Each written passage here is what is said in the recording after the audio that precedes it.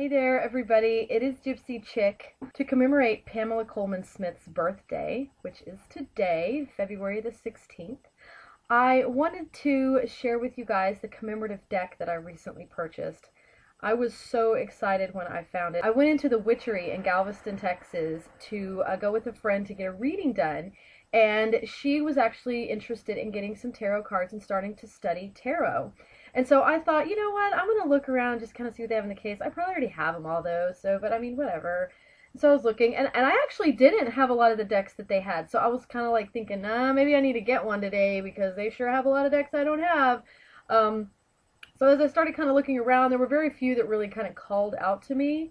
But then I saw this, and I just had to get it. It is the Pamela Colman Smith commemorative set that U.S. Games published back in 2009. I saw it the other day, but I just put it out of mind. I bought so many decks lately that I was like, I gotta stop, I gotta slow down. But I could not walk away from this. There was one copy there, and I had to have it. So I got it. So in this set, you open it up, it's a nice big thick box. On one side, it's got the tarot deck, and on the other side, it has some of her artwork. So real quickly, I'll show you the artwork first. This has a book here that is full of items that are other work that she did, non-tarot work. And it talks about her life as a young woman. So here's a picture of Pamela Colman Smith if you haven't already seen it. And let's see. It talks about her life a little bit here in the beginning. So here's a picture of her if you've never seen it before. She was born on February 16th, 1878 in Middlesex, England. And it kind of talks a little bit about, you know, her life as a young woman or a kid and a young woman. She actually kind of grew up in a very esoteric type setting. Lots of artists and creative people surrounded her as she grew up and developed.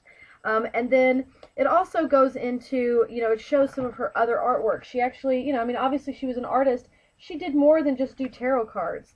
So I'm really glad that I got to, you know, enjoy some of these other pieces of hers, because it kind of gives you an idea, you know, of her. You can see how much of this she really put of herself into it, her style of art. Here's a picture of her when she was 19 years old. And then again, as she was an older woman. The tragedy of her story is that, at least when it comes to tarot, she was paid very little. Apparently it was very grueling work for her, trying to get all of those images done for Arthur Waite in the way that he wanted them. She didn't really feel like she'd been compensated adequately, and was frankly glad to be done with the project when it was over with. And she ended up, you know, by the time she passed away, she died in obscurity. You know, she never really became very famous. She didn't really have much money to her name when she passed. You know, she lived a very simple, quiet, very modest life. And, you know, I think that it's kind of a tragic story to know that now, you know, her name is on all of the, on everything. Everyone in the tarot community knows who Pamela Colman Smith is. And some of us are very passionate about this deck being called the Rider Waite Smith deck, or the Waite Smith deck. It's not, you know, I'm sure I've referred to it as Rider Waite deck, but it is the Rider Waite Smith deck, and when I'm consciously paying attention, I make sure that I say the Smith, because she is the one who put the artwork together. She is the one that actually brought these images to life, or these concepts, these ideas to life. So I think that, you know, she needs to be given credit for that. But this is a great tribute to her artwork and to her life, and I'm looking forward to reading this. I have not gotten to read this yet. Here is another book that's in here. This is the Pictorial Guide to the Tarot, written by Arthur Waite. Again, another great resource for anyone that studies tarot, and, you know, this is the starting point. You know, you can read all the Rachel Pollack books you want, but this is in Arthur Waite's own words, what he had in mind when he had these cards created, when he was working on these with Pamela Colman Smith. It also has a 5-card spread in here that you can see, and then it has some other ones. This is nice. It's laminated, so it's very durable, so that's kind of cool. And then we have a couple of postcards of her artwork, which I will never mail to anyone because they're mine. Here you can see the Empress card, and then some other items that she did.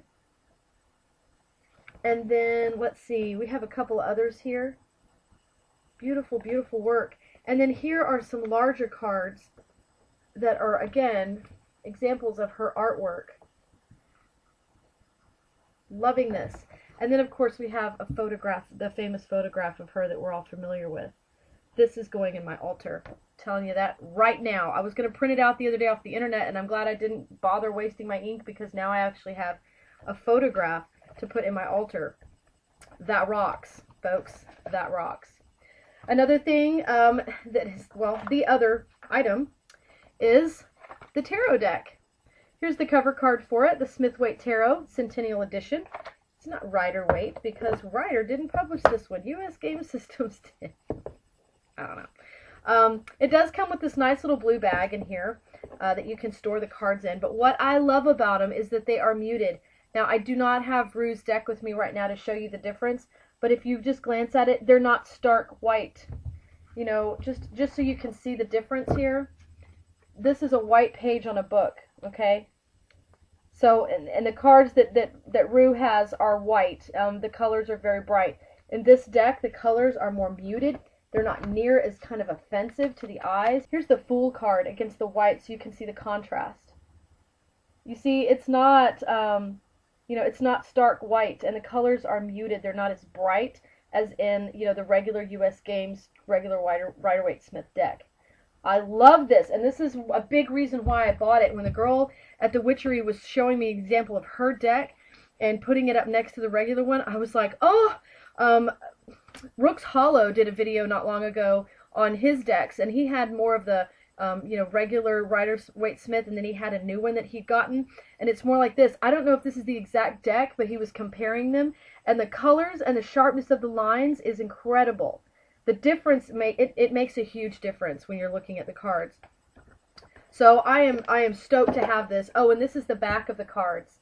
It has Pamela Colman Smith's signature here, the PCS, and then it has this little flower here in the middle, which I'm pretty sure was another, you know, doodle of hers that she had in some of her stuff.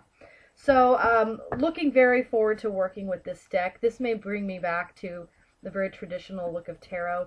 I may try to read for other people with these, because they're so cool. But I am going to start using these in my videos now. So from now on, whenever I do my Art of Tarot series, the rest of the comparisons, I'm going to be using this one rather than Rue's deck, so that she can keep her deck whole and she won't have to keep loaning me those cards. I hope that you guys have enjoyed this. You know, I wanted to do something to kind of acknowledge her birthday, which is, again, today, February 16th. So all of you out there that are tarot heads like I am, that just love all things tarot, you know, if you have the opportunity to get this commemorative deck, I would tell you to go run out and get it before it goes out of print, because it is very cool. It's a great collection of her artwork, and being the art junkie that I am, I just could not pass it up, because I was stoked to be able to get my hands on some of her other artwork. Anyway, so that's all I had for you guys today. Happy birthday, Pamela, and you all have a great day. Blessed be.